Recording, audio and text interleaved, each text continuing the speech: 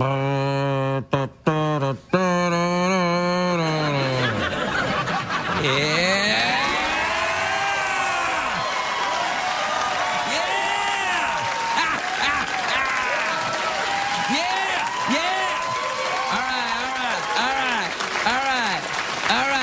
it down. Keep it down. All right, keep it down. Well, what I do, everybody? What I do? Hey.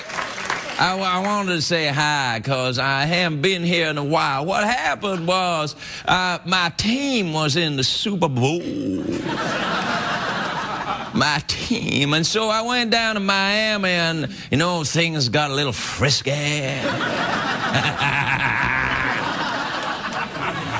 Hey, Conchita. And then I said I'd give her a shout out on the show. So anyway, you know, things got a little frisky in Miami and the game was going on and I think we won, but I can't recall. Anyways, here's the problem. I just made it back from Miami, and tomorrow is Fat Tuesday. Well, do not clap. Do not clap. Do not clap at me, sir. For in my circles, a clap is a declaration of a duel between two gentlemen. I don't know if that's true, but I just made it up. You see, because I cannot clap without giving the Scottish Conan guy arthritis. You see what I'm saying? Now, here's the thing. I gotta go to New Orleans. I call it New Orleans. I don't know why. I blame it on my accent, which is indiscriminate, and my speech impediment, which seems to pop up from time to time. I want you to know one thing, though. You can follow me on the Tweety. But not on the Tweety that says Wavy Rancheros. For even although that is my name, that is not my Tweety account. That seems to be an imposter.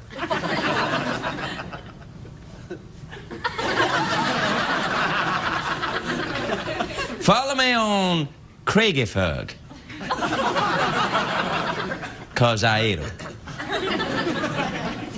I didn't eat him. I might have done, I can't recall. Yeah. It's going south pretty quickly, this whole thing. But that's good, though, you know? I mean, because if this part really sucks, the rest of the show might look a little better for a change. All right, everybody. What to do?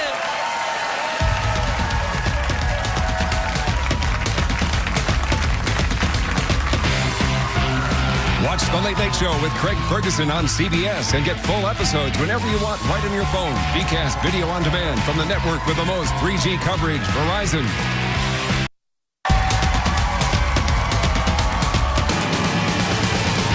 It's hard to stay up, it's been a long, long day, and you got the Sandman at the door. But hang on, leave the TV on, and let's do it anyway. It's okay, you can always sleep through work tomorrow. Hey, hey, hey, tomorrow's just your future yesterday. Ladies and gentlemen, Craig Ferguson.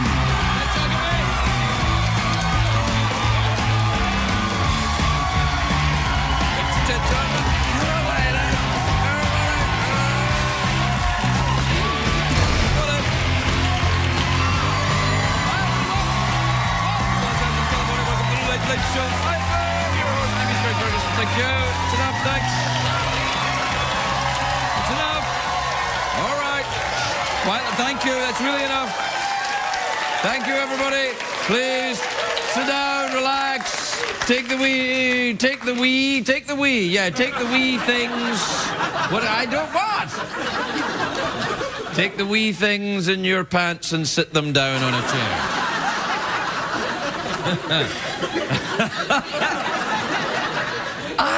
I'm dirty even when I don't want to be. It's kind of like I'm sort of not. It's a great day for America, everybody, yesterday. It is a great day. Because, of course, it's President's Day. It's President's Day. Happy President's Day, everybody. The President's Day, we celebrate America's presidential history by enjoying a great deal on mattresses.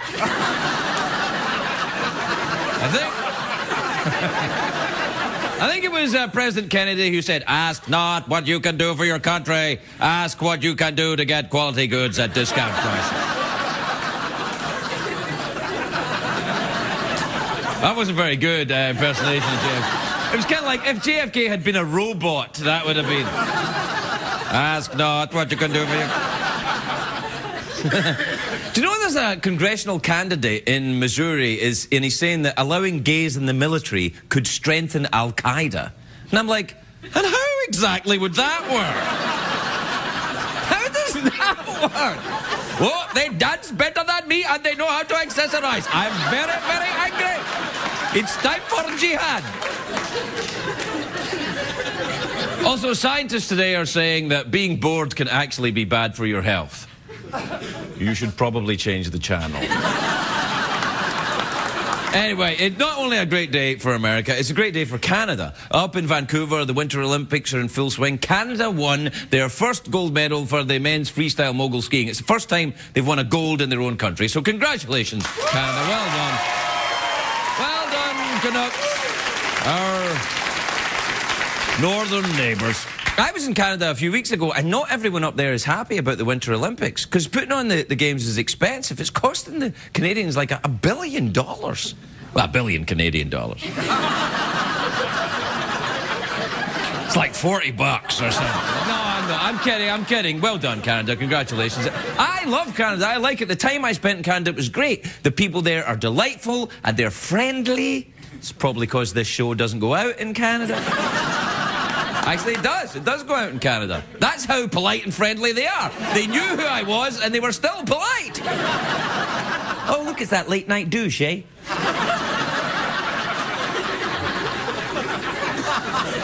Now, I'm going to say something controversial here. I have mixed feelings about the Winter Olympics. I'm feeling very alone all of a sudden. Watching sports, but some of the events that I'm watching in the Winter Olympics, there's a little too much in the way of posing. The athletes are like runway models that are like, I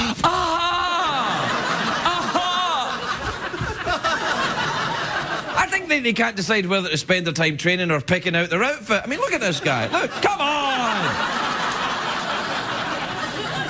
I mean, I know he looks fabulous, but come on! I know he trained for years at a shot at Olympic glory, but I have a hard time taking an athlete seriously when he's dressed like Lady Gaga. That's what I'm saying. That's what I'm saying. It's just me. It's not him. Do you know what I can't understand as well? How the skiers can stay warm wearing these spandex catsuits. Freezing? These things are paper thin. To go skiing, they wear what I wear to go jazzercising.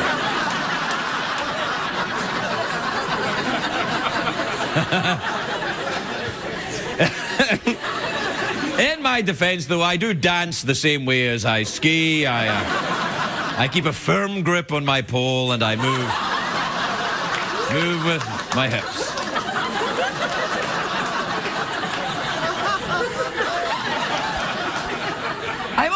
I must be honest, I'm a little bit sceptical about some of the events because the judging seems a little bit arbitrary. It feels like the judges just... The judgems? Yeah, the judgems. I call them the judgems.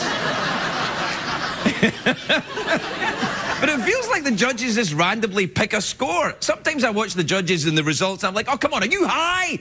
Of course, you can't judge anything if you're high unless you're Paula Abdul. And then... Close the place. So anyway, last night I'm watching the pairs figure skating. Do not judge me, bitches. Do not.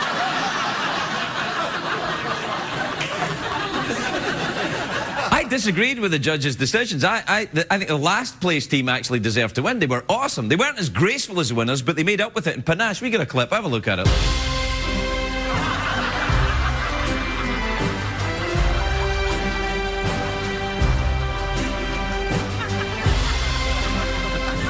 I don't care who you are. That's awesome.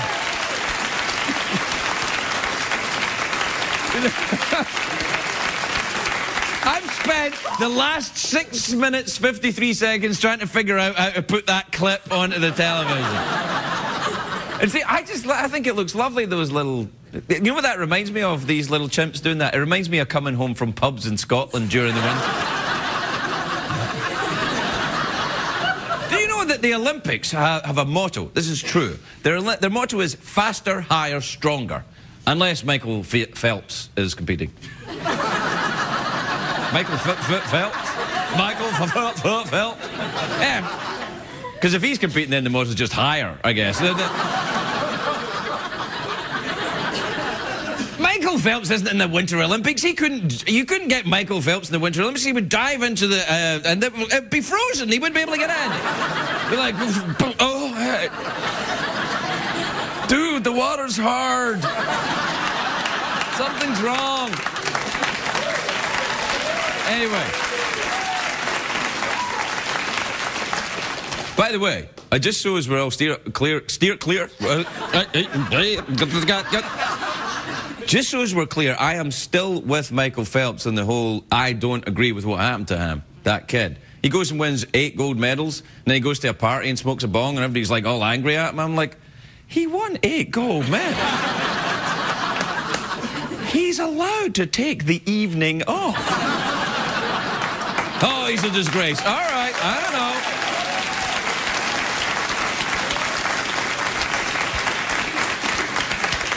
I look forward to your letters.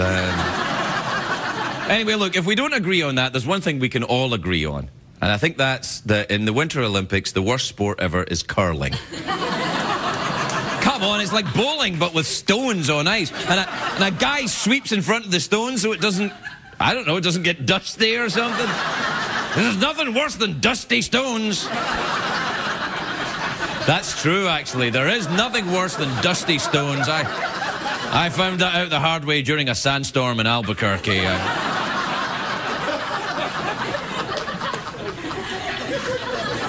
have to take a break now. Everyone's a bit upset with me. Particularly me. I've got some kind of stuttery thing going on tonight. I'm kind of... But my motto is always professional. Always professional.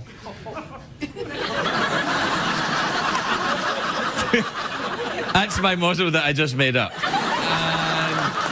I think it's good. Do not clap. Because I'm trying to figure a way of getting to the commercial break in the most awkward manner possible.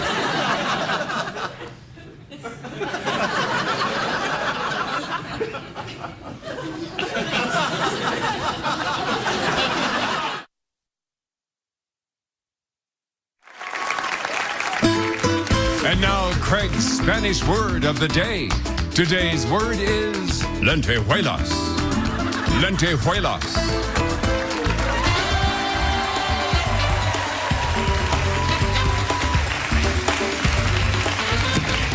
Welcome back, everybody. Welcome back to the big Winter Olympics extravaganza we're having tonight here at the show, where we celebrate all things Canadian by being polite and a little bit reserved. Hi, how you doing, eh? All right, look, I can't be mucking around tonight. I've got to get through the tweeties and the emails. This is just a whole mess of stuff to get through, so I won't be mucking around, wasting any time. I'll be getting straight on with business. The show won't be going over tonight. Everything will be going smoothly. I, for example, won't be just chatting away about nothing at any point during the show. No, sorry. There's no way I'm going to screw things up tonight. No way, Mikey. I'm going to get the show done properly. Right on time. Just like the way you always like it. I'm going to keep going without interrupting the carefully planned and laid out piece of crap we have for you this evening.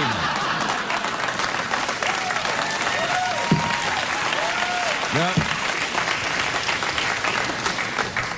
this suit look a bit big on me? It feels a little boxy. Sorry, I don't have time to talk about my boxy suit.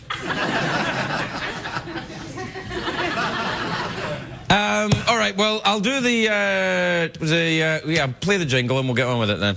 Twitter, tweeting, ephemeral, fleeting, Flug and web, space code, twit zone, ass mode, Jackson tweets, und also E-Mails.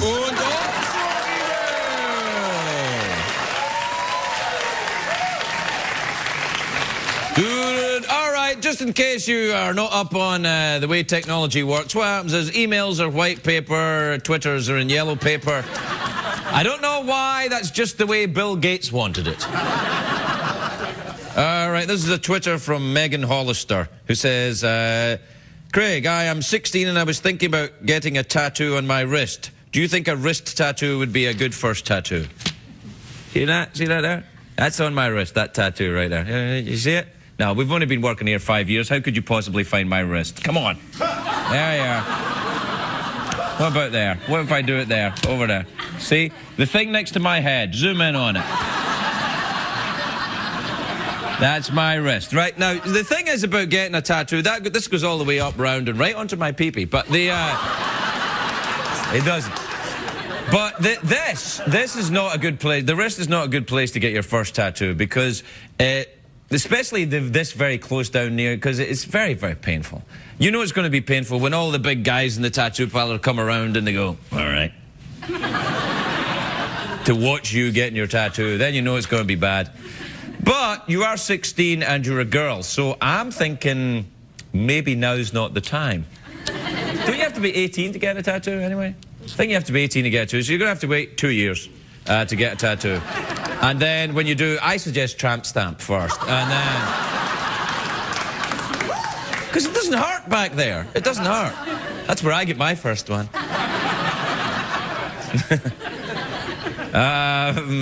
This is from, I can't pronounce it, but was saying, just wondering, do you think your poorly compensated interns consider you aloof?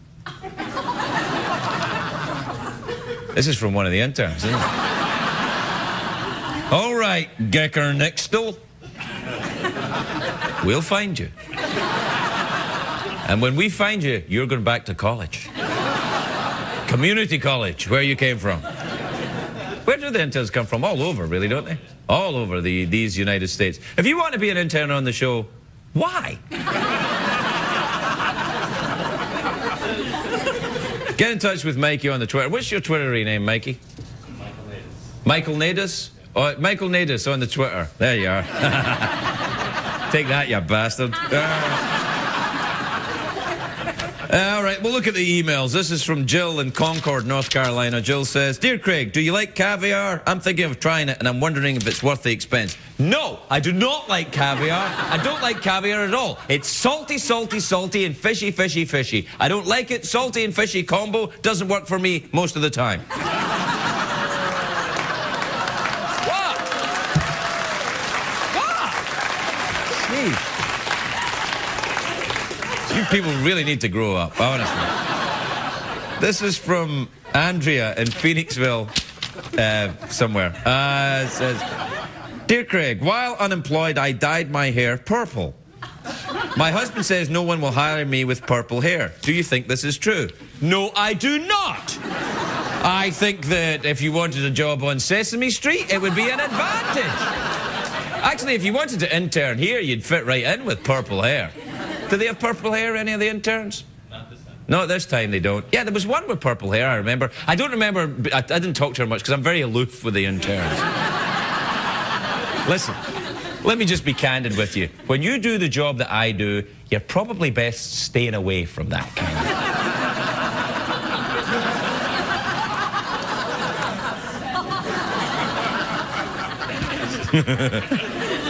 We can cut that out. This is from Peter in Kansas City. Peter says, Craig, what is marshmallow in Spanish? Don't know. What am I, Google? Google. England. This is Chris in Guelph in Ontario, which is in Canada. Craig says, why... Craig doesn't say this. Chris says... Says, Craig, why isn't it normal to wear turtlenecks to bars anymore?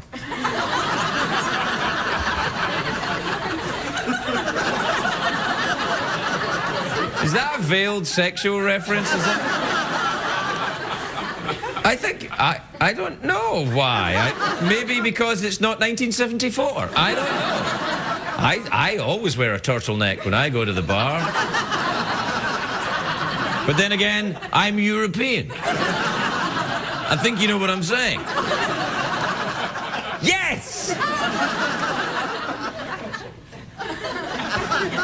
Just never had it done. Wasn't popular in Europe back then. That's why I never got into porn. Well, when I say I never got into porn, I meant never appearing in porn. I know we're out of time, but don't care. This is from Hunter in Athens, Georgia. That's where R.E.M. are from. You're welcome. Actually, people in their 40s. Hunter says, Dear Craig, I am interested in this girl, and she has told me time and time again she is also interested in me. But she has a boyfriend. If you're in my shoes, how would you scare him away?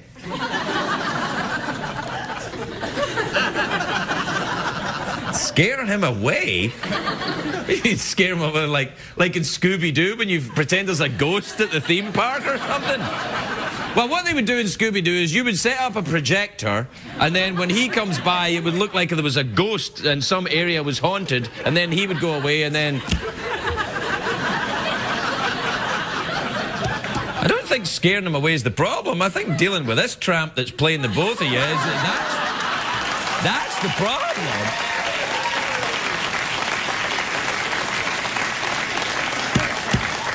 I don't know. Where's Jerry Springer when you need him? All right, we got to take a break. We'll be right back, everybody.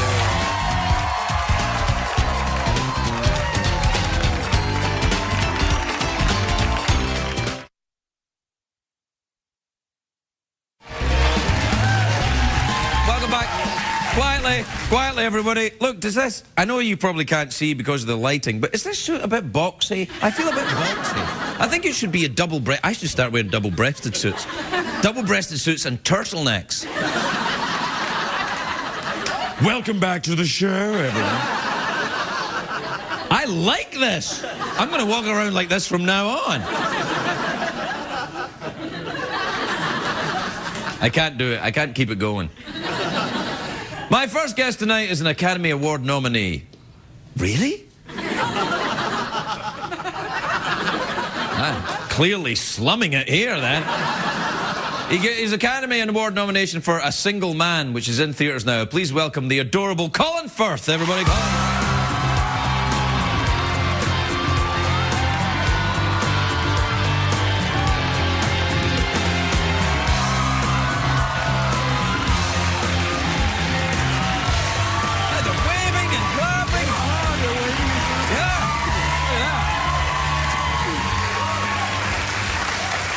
Well done to you. They very much enjoy it. That suit doesn't look boxy on you at all. It looks fantastic. It's not boxy. It's not? No, it's... Maybe it's me that's boxy. What's it? It's a rhombus shape. Kind of rectangular... Yes. Box isn't... Trapezium.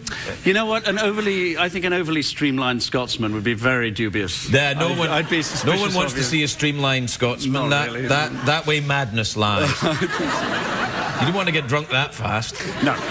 How are you? Congratulations on getting nominated for an Academy Award. That's like an Oscar, isn't it?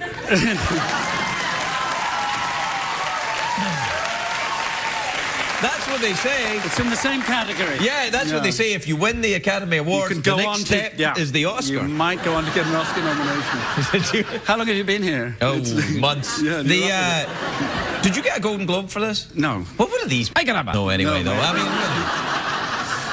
No, I sit there and I applaud Jeff Bridges for England. That's what that's what I Did he get the Golden Globe? Yes, he Well, did. he's pretty good, though. Is he? Yeah, he's pretty good. I mean, He's actually he's actually bloody marvellous. Yeah. I had the bizarre sort of coincidental honour of running into. We were on the same flight coming over here. Really? And is he nominated for an Oscar too? Yes, he is. Ooh, that must have been... I had to go up to him and I told him I would have voted for him had I not been throwing darts at his image. Yeah. And actually, we had a moment on the plane, which you sort of, you're always flown first class for this sort of thing. And I wouldn't know. No. And men in first class they give you these little sponge baggy things. I was thinking SpongeBob. Sponge bag. Yeah, and if you want, you can moisturise and put lip salve, and there's a, I'm going! You should do it. And there's a little spray, it's called an atomizer, which I'm always afraid to press in case it puts us into nuclear winter or something, so Dr. Evil has a... but I noticed guys putting lip salve, and I just looked around and I prayed that Jeff Bridges would moisturise. Because I just thought, if he moisturises, I'm telling everybody. And I think I could harm his award season. Moisturising's not going to hurt you if you're a dude in LA. I mean, moisturising's kind of, that's the guy thing in LA. Dudes in LA don't moisturise. Oh, yes, they do. Do they? Yes. I moisturise. I mean, within an inch of my life, yeah. I mean, I was sitting there looking around to see if people... And people were glaring at you? No, because they were moisturising as well. This sounds like some kind of bacchanalian orgy in first class. Everyone rubbing up against each other, moisturising. It might just be British Airways. It might be, yeah. No, listen, the movie that you're in, the Single Man movie, is directed by Tom Ford. It is. He's very fashionable, isn't he? He's a fashion guy. Yes. Yeah. Is it a very fashionable film? I hoped it would be. I mean, my only motive for taking it would be that it would free clothes. I'd look good, that I'd get a couple of suits out of it, and he'd light me and flatter my jawline probably for the last time in my life. No, calm now. Calm, you've got a fabulous jaw. Bless you. Flinty, I'd say. Only a Scotsman would say flinty. No. No, so that's what I did, and then I showed up and I had to do a load of acting, which did surprise me. It's outrageous. It was. Yeah, I got... Not what it said on the tin. No, did everyone wear Tom Ford clothes in the film? No, well, I mean, he was there, and he had a hand in it, but he did have a wonderful designer called Ariane Phillips, who, who dresses you all up, who did all that, and she's credited with it, and it was her work, really. I'd like to be in a film directed by Tommy Bahama. I think would be great. You'd get big shirts, and it doesn't matter if you get fat or anything.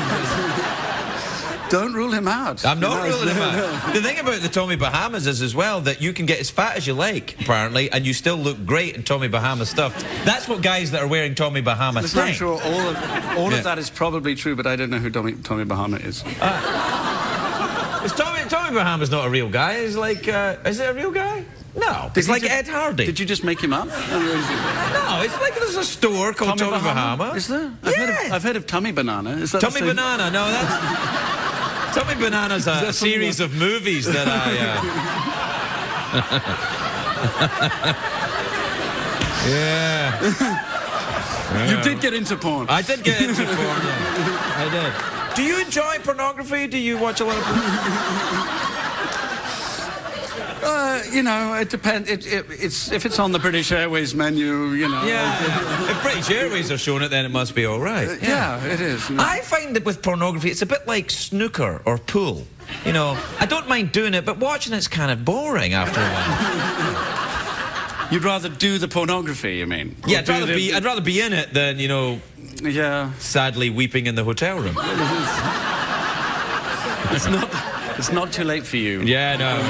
Hey, we have to take a break. Will you hang around? I'll hang around. All right, well, we'll be right back with Colin Firth. I love this.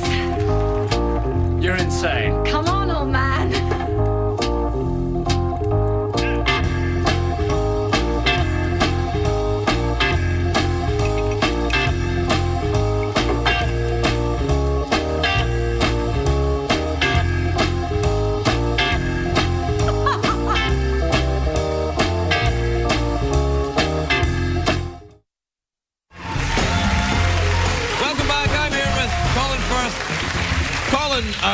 Colin, you're very English. How's that? How's that going? It's I find it difficult. Yes, yeah. You know, it's basically the default state of the Englishman is embarrassment. Scottish people too. Scottish people, yeah, embarrassment and rage. Yeah. We have rage too. You're not the only people who have rage. No, but we've actually we conducted the empire with a sense of embarrassment. Right. You know, we've sort of apologised our way through India and sort of North Africa. I don't know if that's quite how they remember it. There was a formula they made on, you know, we didn't apologise in the native tongue. But, right, you know, yes. Nevertheless. All right, sorry everyone, you all get over there right now. No, we felt very uncomfortable about disemboweling people. Yes, yeah. Hey, it's a long time ago. Shut up. No, what's interesting is you're talking about the Olympics just now. Right. I don't know, we have this way of winning things. All the events that the English won were sitting down. Have you noticed that? Rowing, cycling, sailing, they're all things that involve the art of sitting down. That's true. It is, isn't it? I actually am drawn to flying. I like to fly airplanes, and I like to do that because it's sitting down. That's right. We don't like to stand up, do we? It's tough on your legs after a while. It is. Listen, I mean, when I did the Tom Ford film, yes. Is there a lot of sitting down in the film? There is, and some standing up and some lying down. Well, I can't wait to see it. Far too active for me. But the getting in shape challenge, because Ford sort of gently suggested that it would be okay if I decided to get in shape. Right. And the first thing I went to buy, it was funny, I went into the sports shop and all these weights looked far too heavy. Yep. And so I bought a mat. Quite an expensive one. I thought, this is for exercise. This is good. I need something comfortable to get in shape with. I took it to my room, I lay down to do some sit-ups, and I woke up 2 hours later. That's fantastic. Yeah. No, it's perfectly acceptable to do sit-ups without the mat. You can just do them in there. If the room has a carpet, it can sometimes, you know, exfoliate your back at the same time. No, but I'd miss my mat now. I take it wherever I go. And really? Do you do the yoga? No, I sleep on it. Sleep on the mat? Well, what do you do then? You do sit-ups and... It works. I wake up with perfect abs. It's quite a... Really? It's just sleeping that... You should do a video. I should. Yeah, the Colin Firth sleep your way to health. Yeah, and the Winter Olympics without snow as well. Yeah, that's just talking about it. Well, I think I'd prefer it, really, because the snow makes you go too fast. Well, I think the idea is to, you know, pick up a bit of speed on the way down. That's... I don't like that. Well, you could do it sitting down. What was the motto? Faster, higher, stronger, something like that, you know. You see, I think I would go for a little bit slower, lower. Yes. And sort of in touch with my feminine side. On the way down would be... Now, you say that like you are in touch with your feminine side. Are you in touch with your feminine side? And what does that constitute, being in touch with one's feminine side? It constitutes a lot of effort going into trying to get in touch with my masculine side. Which is lately... I mean, I've done an ABBA movie. You know, that doesn't... But that was great. That was a great movie. I loved that movie. The Mamma Mia with the... And when Pierce Brosnan says in that movie, "I see you kept my bagpipes," I laughed for a week. That is great, and I know Pierce and like him, and I love that line that he had to say. But it's the nicest thing you could say to a woman. It is. "I see you kept my back." They just melt. They do. They love it. And you know a woman loves you if she keeps your spider-like musical instrument for a long time. That's right. Did you ever play the bagpipes or any other musical instrument? Not so much these days. Right. Really. That was more of a thing of my youth when I wanted to impress the girls. You know, rock and roll, you know. Really? What did you play? Pierce my ears, but bagpipes. Bagpipes?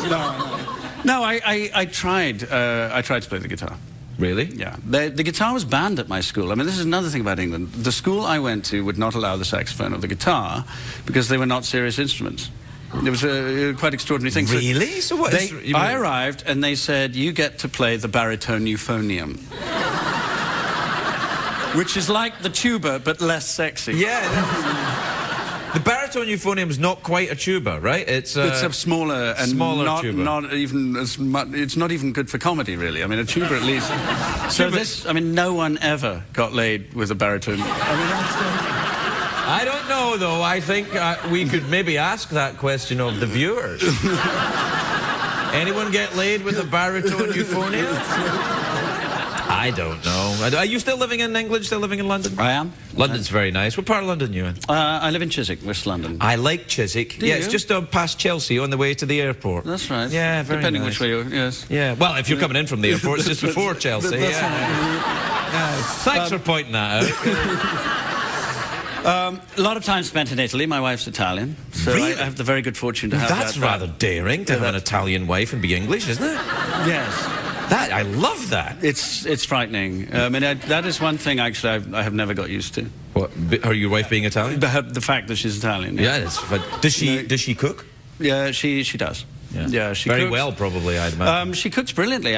She certainly frightened it out of me. I used to cook very, very enthusiastically until I met her, and then I realized... beans on toast, another English fare, I'd imagine. Deep fried Mars bars. Deep fried Mars bar, that's more Scotland. No, do you still have yourself the odd deep fried Mars bar? No, I don't. I mean, I occasionally will foray into a little bit of haggis. You will, eh? Yeah. Because it's quite a dietary leap from Scotland to Los Angeles. Yes, isn't it, yes. really? I actually went back home about 18 months ago. I was in Scotland, and I went to a restaurant, a local type. I'm not going to say it was a cafe, and they had fried food, and my body went into toxic shock. It happens when you go home. I mean, I have to say, I do miss it. I love solid, greasy, old-fashioned English. Oh, yes. Yeah. No, I mean, you very can go difficult. too far. The school I grew up in, it was actually like child abuse, the food that they served. Really? I mean, they used to make us eat every last bit of it, and I used to walk out with my pockets full of sausages and tinned peas, which is disgusting. It sounds kind of great. It's though, better as in your well, pocket than down your neck. Pockets full of sausages and tinned peas sounds a little bit porny as well, actually. Yeah. But it's better than... what I don't like, what I cannot bear is this sort of the nouvelle, the vertical food. Yes, there's tiny little... on a big plate and then a tiny little bit of You get food in the middle. A sphincter of pigeon with a Yeah. kind of a grape and a... drizzled in... Sphincter of pigeon? You know how to live with your moisturising and your pigeon sphincter. Go. Living the dream, sir. Well, I'll tell you how about... Look, English catering. No, I'll go soon, don't worry. You're going to have to in a minute. Yeah, we're out of time. No, English catering... working with Tom Ford, one of the things that was easy is the catering in this country is absolutely fantastic on a film set. Oh, yes. You can eat healthy stuff and it still tastes good. This is how bad it is in England.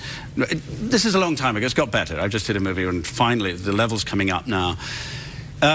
Timothy Spall, English actor. I know Tim, yeah. They had to make... He had a scene where he vomits. Yeah. And they It'd had be to very make... difficult to make Tim Spall vomit. Come on, be fair. I've seen things that could easily make Tim Spall vomit.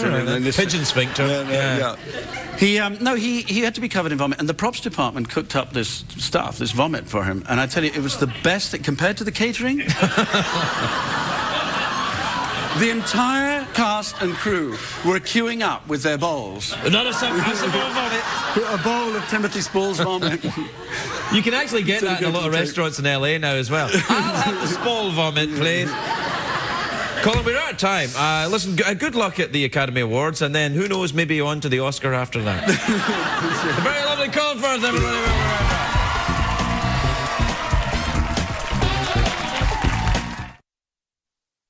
Que aprendimos en el programa, señor Craig? No importa. Sorry, everybody. Thanks for the bless you, you bastards. Now, on other shows, of course, when someone sneezes, you stop and start again. But we can't do that because we're live. I'd like to apologise to Amanda Righetti. I talked for a very long time to Colin, who was charming. What a lovely, charming man. Wasn't he nice? Yeah. So, and he's hoping to win an Academy Award and then maybe after that an Oscar. So my apologies to Amanda Righetti. She'll be back sometime later in the week.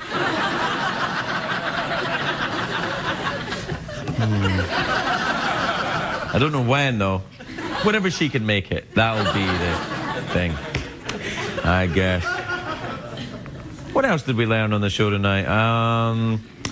We learned that Colin Firth moisturizes a lot. We learned that I don't like caviar, but that doesn't mean anything.